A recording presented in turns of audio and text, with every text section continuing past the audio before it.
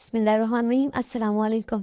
रात का पुरसकून वक्त था। आसमान पर बादल छाए हुए थे और हल्की हल्की बारिश हो रही थी। ठंडी हवा दिल को अजीब सुकून दे रही थी। एक छोटे से गांव में अहमद नाम का एक नौजवान अपने घर की खिड़की के पास बैठा था, बारिश को देख रहा था। अहमद एक मेहनती मगर गरीब लड़का था। दिन भर मजदूरी करता और रात को थकन से चूर होकर सो जाता। उस रात उसके दिल में एक अजीब सी बेचैनी थी। वो सोच रहा था कि आखिर ज़िंदगी में बरकत क्यों नहीं आ रही।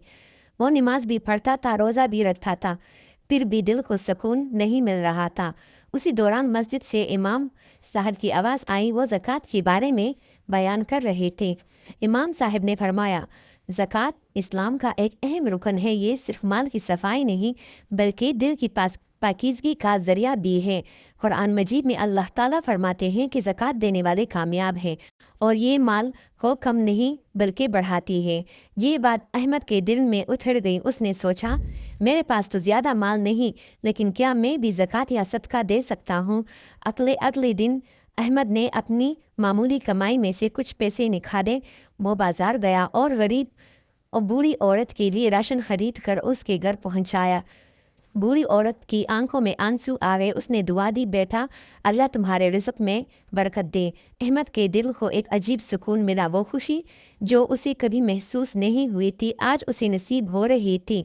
चंद दिन गुजरे, अहमद की ज़िंदगी बदलने लगी।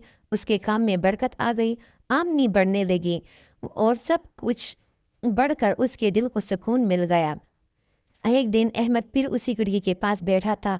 बारिश हो रही थी मगर इस बार उसके चेहरे पर मुस्कुराहट थी। वो जान चुका था कि असल कामयाबी माल जमा करने में नहीं बल्कि अल्लाह की राह में खर्च करने में है।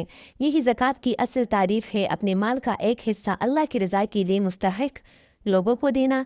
और ज़कात की अहमियत यह है कि ये मुआशरे में मोहब्बत, भाईचारा और मसावत पैदा करती है और इसकी फजीलत यह है कि ये गुनाहों को मिटाती है, मान में बरकत डालती है और आखिरत में कामयाबी का ज़रिया बनती है।